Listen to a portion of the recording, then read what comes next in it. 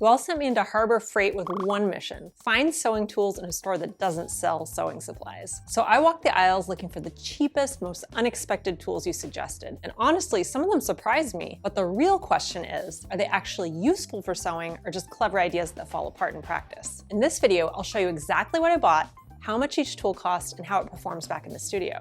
So you can decide which budget-friendly finds are worth adding to your sewing space and which ones should stay in the hardware aisle. I'm Sarai, and I've been sewing for almost 30 years and teaching you how to create a meaningful, custom wardrobe for the last 15. Let's see what treasures you led me to. When I shared all the unexpected sewing tools I found at Home Depot, you guys let me know. Harbor Freight is cheaper and has even more. So I headed out to my local store one recent rainy morning to see what I could find. Okay, so Kathy pointed out something I completely missed, and she was absolutely right. I walked right past these precision snips at Home Depot. I can't believe I overlooked them. So I made sure they were first on my Harbor Freight list. Look at this clean cut. No frayed edges, no pulling. These have the same sharp, precise blades you'd find on expensive embroidery scissors. Now here's where Kathy blew my mind. She said she pays $40 to $50 for these at fabric stores. I'm looking at the price tag at Harbor Freight, $9.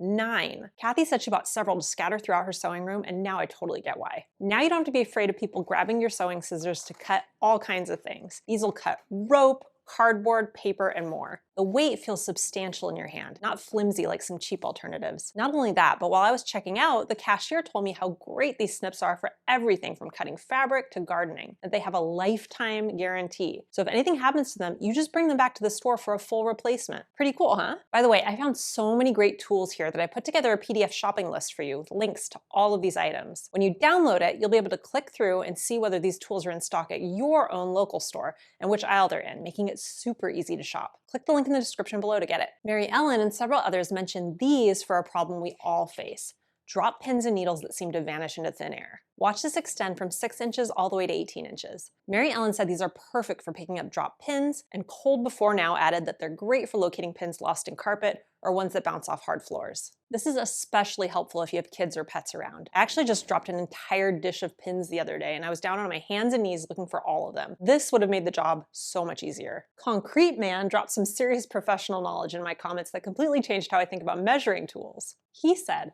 "As someone in construction 30+ years who also sews, I use an aluminum framing square and a 48-inch ruler for laying out long cuts and visualizing pattern repeats. Look at the price difference on this 40-inch aluminum ruler. The quilting equivalent, over $50. And these are actually more durable because they're designed for construction work. Watch how easily this squares up large pieces of fabric. When you're working with home decor projects or large quilts, this is infinitely better than trying to piece together smaller rulers. And you can clamp it to your table for stability, something you'd never want to do with an expensive acrylic ruler." Jay Chang shared a maintenance hack that'll save you from constantly buying new tools: these needle files. Jay said a 4-inch file is going to be the size of a marker, and he's right. They're tiny but incredibly effective. These needle files can sharpen scissors, clean up seam rippers, and restore dull needle tips. Instead of throwing away scissors when they get dull or taking them to get sharpened constantly, a few gentle strokes with these files brings them back to life. It's about maintaining your tools instead of constantly replacing them. It's so nice when you're able to do that yourself. Nancy shared a money-saving secret hiding in plain sight: Rotary cutter blades in the carpet cutting section. These are identical to the expensive ones at fabric stores, but Nancy's right. They're a bargain compared to what you'd pay at quilting shops. I checked, and these work perfectly with standard rotary cutters. Most people never think to check the carpet installation supplies, but that's where the savings are. These were actually on clearance at my local store and completely sold out, but your store may have them. Wade discovered the perfect alternative to expensive quilting gloves, and I'm kicking myself for not thinking of this sooner. Wade said,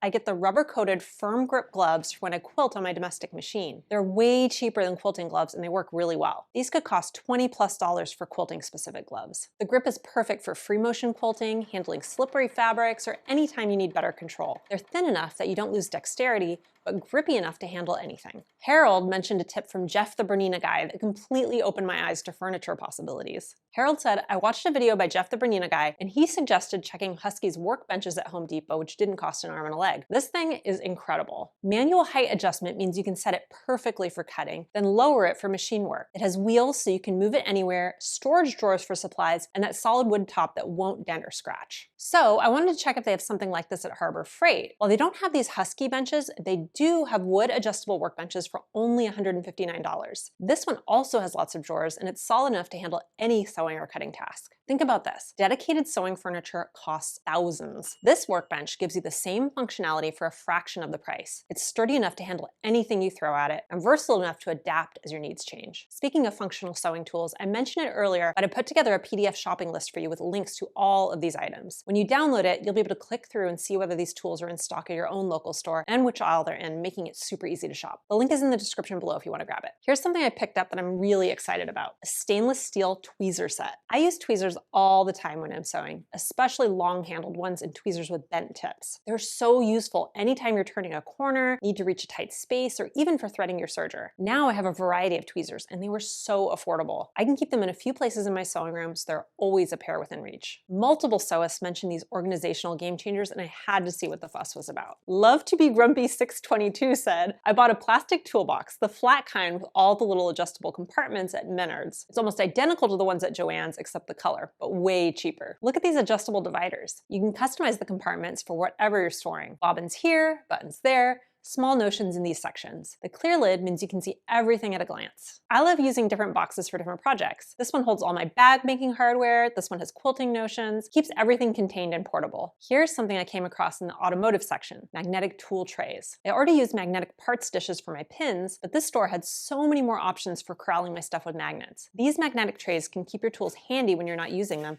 or even attached to the side of a workbench. Just be careful about placing magnets too close to a computerized sewing machine. By the way, there are also magnetic mats. They were out of them at my local store, but they seem like they would be really handy for holding tools. These Harbor Freight finds are amazing, but they're just the beginning of what's possible when you start thinking outside the fabric store. If you want to see where this whole treasure hunt started, discover even more unexpected sewing tools, watch this video next.